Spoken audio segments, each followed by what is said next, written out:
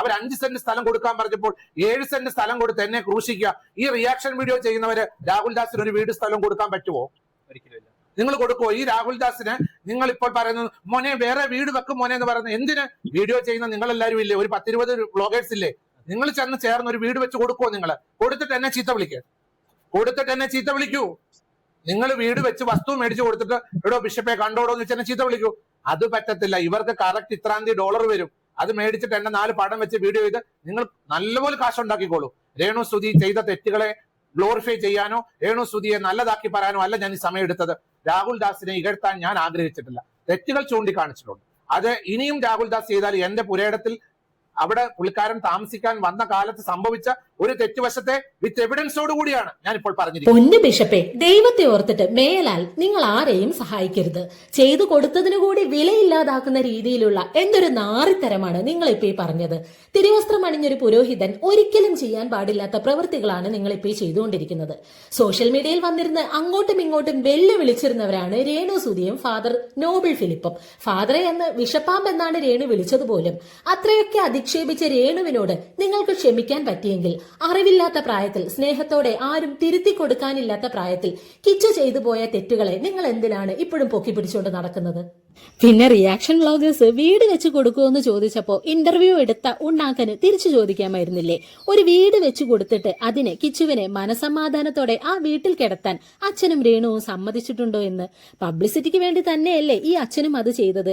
എന്തായാലും വീട് വെച്ച് കൊടുക്കാൻ കഴിഞ്ഞില്ലെങ്കിലും കിച്ചുവിനെ വീണ്ടും തെറ്റിലേക്ക് പോകാതിരിക്കാൻ അവനെ സ്നേഹിക്കുന്ന കുറച്ച് റിയാക്ഷൻ വീഡിയോ ചെയ്യുന്നവര് ശ്രമിക്കുന്നുണ്ട്. അവന് വേണ്ട മെന്റൽ സപ്പോർട്ട് കൊടുത്ത് അവനെ സ്നേഹിക്കുന്നുണ്ട്. പിന്നെ റിയാക്ഷൻ വ്ളോഗേഴ്സിന് $1 വരുന്ന കാര്യം അച്ഛൻ പറഞ്ഞല്ലോ. അച്ഛന് കിട്ടുന്ന ശമ്പളത്തിന് നിരക്കുന്ന ജോലിയാണോ അച്ഛൻ ഇപ്പൊ ചെയ്തുകൊണ്ടിരിക്കുന്നത്? വലങ്കൈ ചെയ്യുന്നത് ഇടങ്കൈ അറിയരുതെന്ന വചനം അച്ഛൻ പാലിക്കുന്നുണ്ടോ? ഒരു വീട് വെച്ച് കൊടുത്തെന്നും പറഞ്ഞ് ആയുഷ്കാലം മുഴുവനും ആ പയ്യൻ നിങ്ങളുടെയൊക്കെ അടിമയായിരിക്കണം എന്നാണോ നിങ്ങളൊക്കെ പറയുന്നത്? ഈ രേണു സുധി കിച്ചുവിനോട് രണ്ടാനമ്മ പോരെടുക്കുന്നതാണെന്നെങ്കിലും കരുതാം.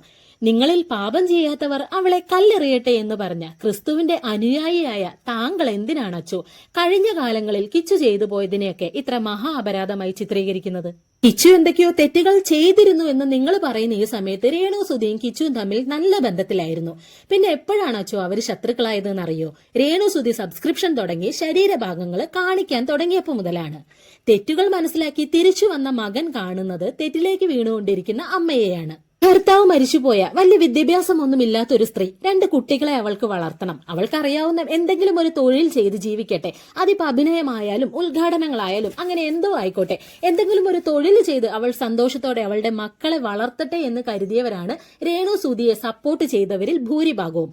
പക്ഷെ ഇപ്പോ ഫാദർ നോബിൾ ഫിലിപ്പിനെ കൂട്ടുപിടിച്ച് രേണു സുധി ചെയ്തുകൊണ്ടിരിക്കുന്നത്, കിച്ചുവിനെതിരെ ചെയ്തുകൊണ്ടിരിക്കുന്നത് നല്ല തെരണ്ടിവാലിന് അടി കിട്ടാത്ത പണിയാണ്.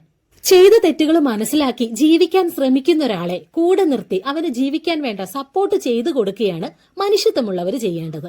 അല്ലാതെ അയാളുടെ കഴിഞ്ഞ കാലത്തിന്റെ വിഴുപ്പ് ഭാണ്ഡം തുറക്കുകയല്ല. വഴക്കെല്ലാം മാറി രേണു അച്ഛനിപ്പ നല്ല സ്നേഹത്തിലാണല്ലോ. ദയവായിട്ട് രേണുവിനോട് അച്ഛൻ ഒന്ന് പറഞ്ഞു കൊടുക്കാൻ പറ്റുമോ? ഫോണെല്ലാം മാറ്റിവെച്ച് മനസ്സിലെ ദേഷ്യവും വാശിയും എല്ലാം കളഞ്ഞ് ദൈവവിചാരത്തോടെ ചികിത്സയിൽ കഴിയാൻ വേണ്ടിയിട്ട്. ആശയപരമായി എതിർപ്പുണ്ടെങ്കിലും റിതപ്പന് വേണ്ടി രേണു ആരോഗ്യത്തോടെ തിരിച്ചു വരണമെന്ന് തന്നെയാണ് ഞങ്ങളുടെ എല്ലാവരുടെയും ആഗ്രഹം. അമ്മയില്ലാതെ വളർന്നപ്പോൾ കിച്ചുവിന് പറ്റിപ്പോയ തെറ്റുകൾ റിതപ്പന് ഉണ്ടാവരുതെന്ന് ആത്മാർത്ഥമായി ഞങ്ങൾ ആഗ്രഹിക്കുന്നുണ്ട്. 2 വയറ്റിലാണ് പിറന്നതെങ്കിലും കിച്ചുവിന് റിതപ്പൻ എന്നും അവന്റെ കുഞ്ഞനുജൻ തന്നെയാണ്. അപ്പൊ ആ ഒരു ബന്ധത്തില് ദയവായിട്ട് പലരുടെയും കൈ കടത്തൽ കൊണ്ട് വിള്ളല് വീഴാതിരിക്കട്ടെ. അപ്പൊ ഈ വിഷയത്തെക്കുറിച്ചുള്ള നിങ്ങളുടെ അഭിപ്രായം എന്താണെന്ന് കമന്റ് ചെയ്യണേ. പുതിയൊരു ടോപ്പിക്കുമായിട്ട് വീണ്ടും വരാം.